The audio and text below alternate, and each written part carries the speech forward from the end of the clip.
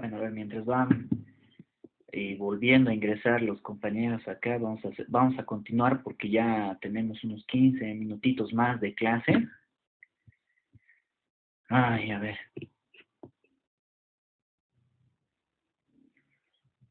Vamos a ir al grano, a ver.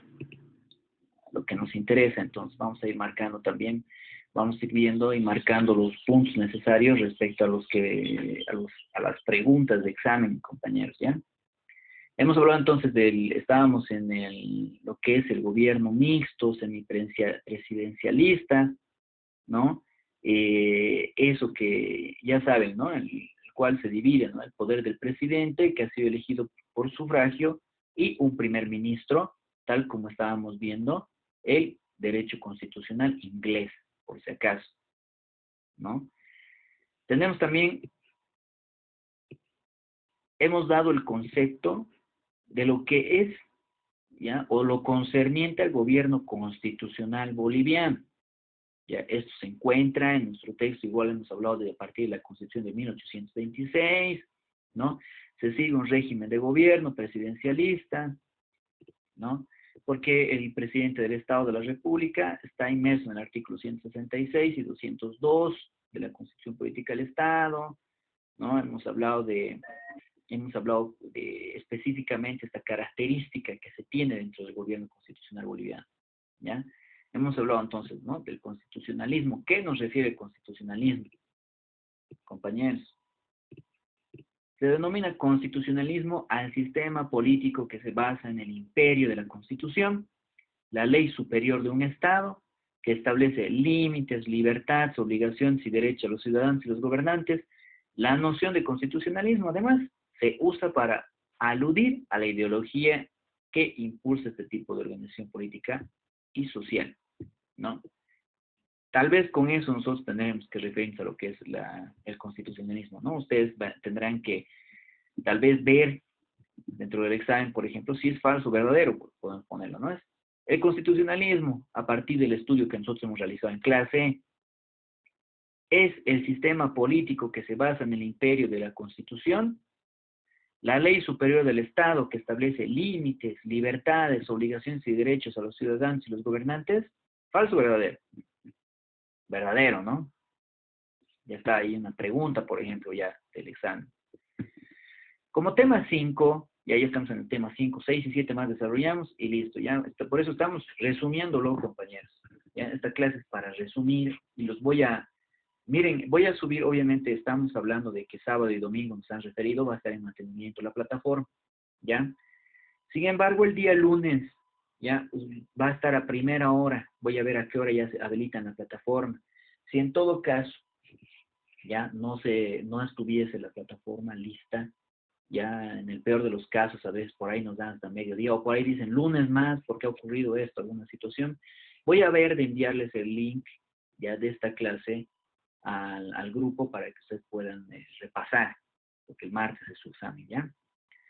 La unidad 5 hemos visto estructura y organización del Estado, ¿ya? ¿A qué se refiere? Hemos hablado además dentro de este tema de la estructura y organización del Estado, ya nos estamos yendo en resumen, por si acaso, no estoy volviendo a repasar otra vez todo, ¿no? Estamos viendo en resumen los puntos más relevantes respecto a cada uno de los temas.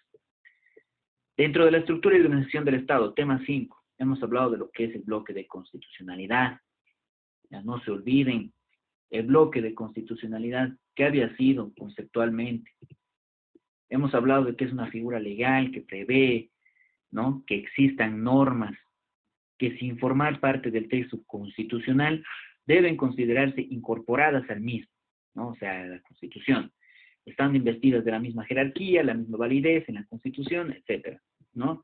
Esto, ¿no? Dentro del cual tiene que darse cierta importancia y dinamismo, hemos referido, ¿no? De esta clase respecto a la normativa, que por lo general, además, tiene un carácter internacional, ¿no? Para eso nosotros nos hemos remitido al artículo 410 de la Constitución, y hemos hablado, ¿no? De la jerarquía normativa a partir de la Constitución que se tiene.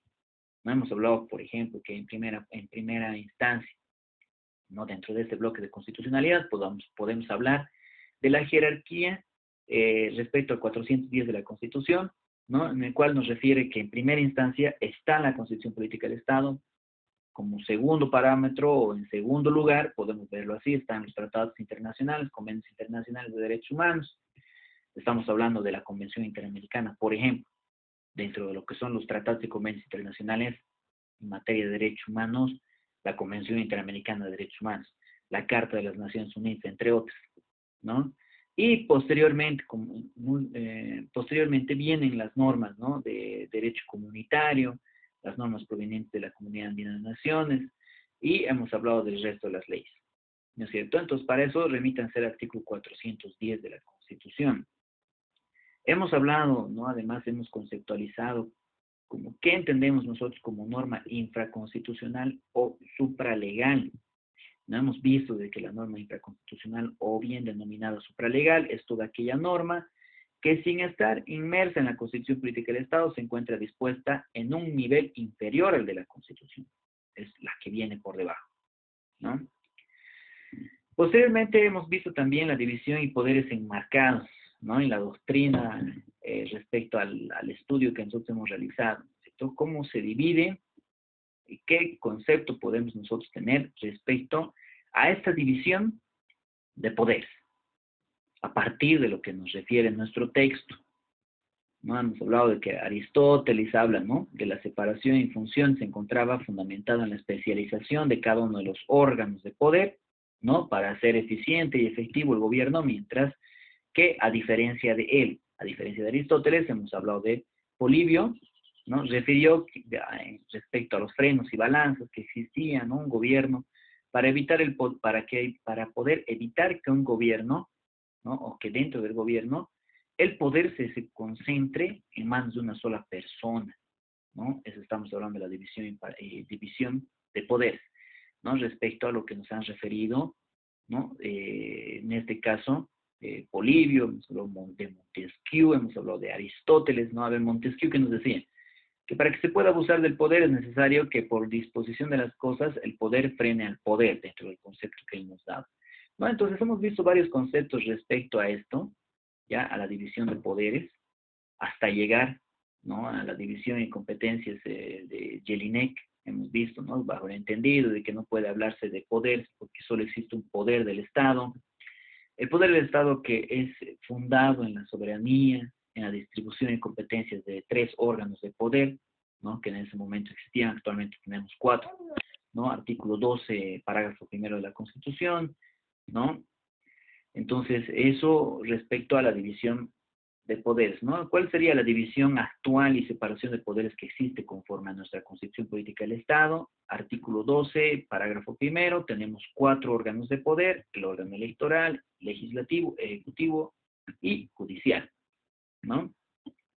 ¿Qué más tenemos? ¿Cuáles son las características, ¿no?, que podemos referir respecto al modelo económico del Estado? Hemos hablado del modelo económico que tiene nuestro Estado boliviano y nos hemos remitido al artículo 306 de la Constitución, ¿no?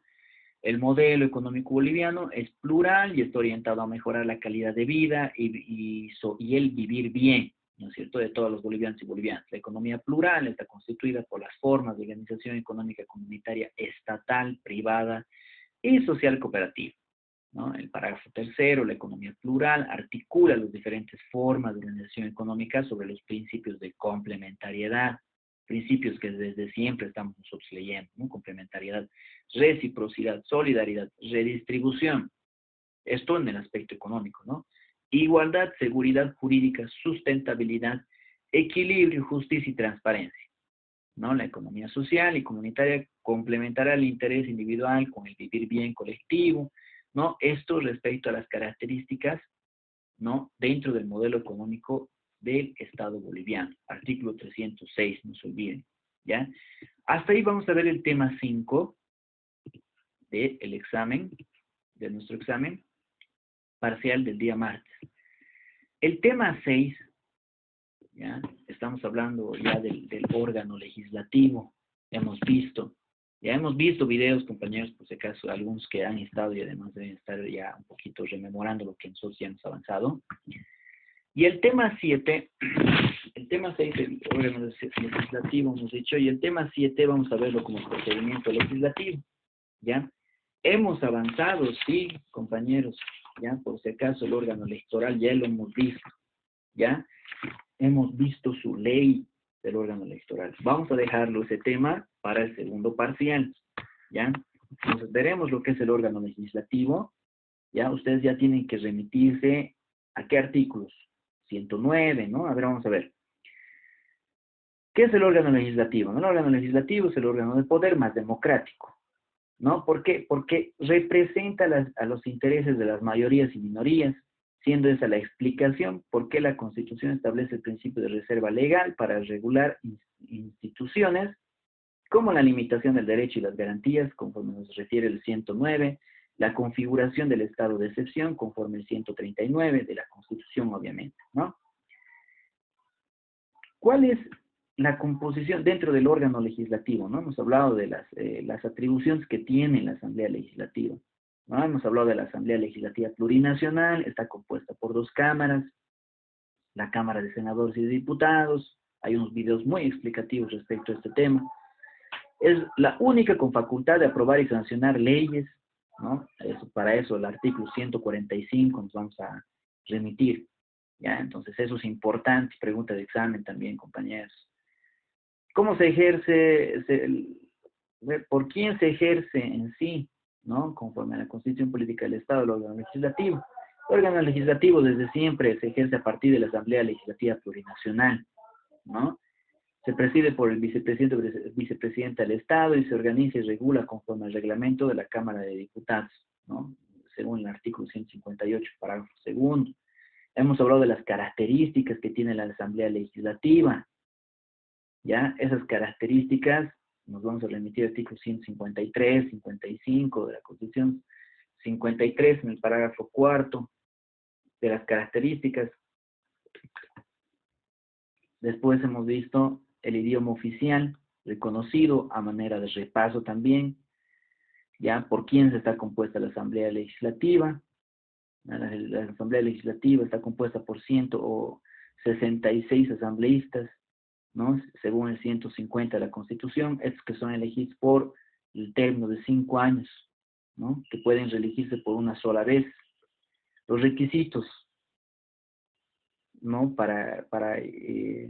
De postulación para el ingreso a la Asamblea Legislativa, en el artículo 149 hemos hablado, ¿no? El cumplimiento de condiciones generales del acceso a servidor público, tener 18 años de edad al momento de la elección, etcétera, ¿no?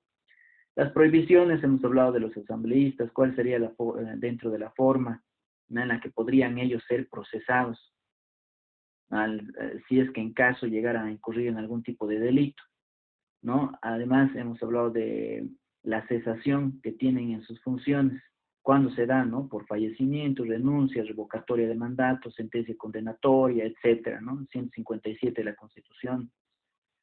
Entonces, hemos visto así, compañeros, tenemos también la composición, hemos hablado de la Asamblea Legislativa, hemos visto cuáles son las atribuciones, cómo se compone, por ejemplo, la Cámara de Senadores, y cuáles son las atribuciones que tienen estos, ¿no? En sí, dentro de la Cámara de Senadores, ¿no? Se compone por 36 senadores, ¿no? 4 por departamento, nos refiere el 148, parágrafo primero de la Constitución, ¿no? Ellos tienen las atribuciones de elaboración y aprobación del reglamento, al artículo 160, inciso primero, ¿no? Calificación de credenciales otorgadas por el órgano electoral plurinacional, juzgamiento, ¿no?, en única instancia de los miembros del Tribunal Constitucional, ratificación de ascensos a general del Ejército, entre otros, y otros dispuestos además por ley que está en el artículo 160, según el artículo 160, ¿ya? También tenemos cómo se compone ya también la Cámara de Diputados y cuáles son sus atribuciones. Estamos hablando de 130 diputados, conforme el 146, parágrafo primero, ¿ya? Atribuciones, a partir del artículo 159, ya elaboración y aprobación de su reglamento, calificación de credenciales otorgadas por el órgano electoral, ¿no? Entonces, todo eso respecto a lo que nos tenemos los parámetros inmersos en la Constitución. Atribuciones, además, que tienen ambas cámaras, que no necesariamente puedan darse estando reunidos, ya, aprobación del presupuesto y ejecución, nombramiento y la remoción de personal administrativo, ya, conforme al 158 parágrafo primero, ¿no? Eso nosotros tenemos inmerso. Ahí tal vez podemos acabar ya con lo que es este tema, resumiéndolo, respecto a lo que es el órgano legislativo. Y por último, tenemos ya el órgano, al procedimiento legislativo. Ya, ¿de qué estamos hablando? La creación de leyes, ¿no es cierto? Tenemos entonces, dentro del legislativo, la facultad, podemos mencionar cuáles serían esas facultades. Dentro del procedimiento legislativo, hablamos de iniciativa legislativa, hemos hablado de, para el tratamiento de una ley por parte de la Asamblea Legislativa, artículo 162, parágrafo primero. ¿Por quiénes puede practicarse la iniciativa legislativa? Hemos hablado por los ciudadanos, asambleístas, senadores, diputados, órgano ejecutivo, Tribunal Supremo, Procuraduría, Defensoría del Pueblo, ¿no? ¿Qué más hemos visto? ¿Qué sucede cuando el proyecto de ley es presentado por uno o un asambleísta? ¿Cuál es la forma en la que se va a tratar? ¿Ya? Cuando se inicia, además, ¿no? A partir de la iniciativa de la Cámara de Diputados, de artículo 159, parágrafos, para inciso 6, 159, inciso 7, el 8, el 9 del 159, léanlos. ¿Qué sucede una vez elaborado un informe de comisión correspondiente dentro del proyecto de ley?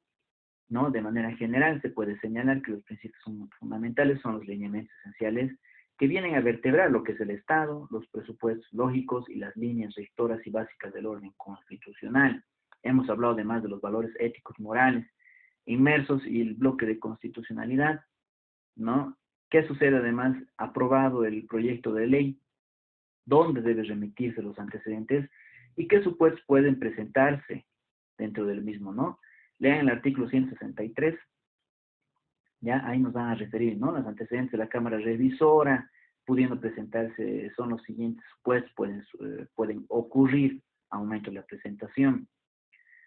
¿Qué más tenemos? Hemos visto también, una vez que es aprobada la ley por la Cámara de Origen y la Cámara Revisora, asimismo los supuestos que podrían ocurrir, hemos hablado, ¿no es cierto? ¿Qué sucede?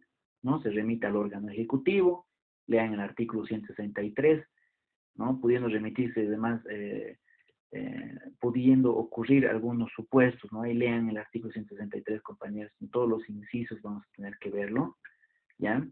Y al mismo tiempo también hemos visto qué sucede posteriormente a la promulgación de una ley, ¿no? En este caso corresponde a la inmediata publicación de la ley en la Gaceta Oficial, ¿no? Desde el momento en el cual va a ingresar a vigencia, ¿no? Salvo que expresamente se disponga otra fecha para su vigencia, como nos refiere el artículo 64, parágrafo segundo. Y de esa manera estaríamos viendo ya estos 7 temas de manera resumida. Miren, lo hemos resumido en casi una hora, compañeros, todos los temas. Ha sido un poco complicado, obviamente, para mí resumirlos en las partes más relevantes, pero espero que les sirva a manera de repaso. Ya hemos dedicado toda esta clase solo para poderlo repasar. Entonces, espero que esté claro, compañeros. Ya nos vemos el día del examen. Voy a tratar de subir el examen lo antes posible. Si en caso necesitan ya alguna situación, me pueden avisar por medio del WhatsApp. ¿Ya? Pues nos vemos en la siguiente clase, compañeros. Espero que hayan entendido los parámetros del examen. Está bien, doctor, muchas gracias. Ya, hasta luego, compañeros.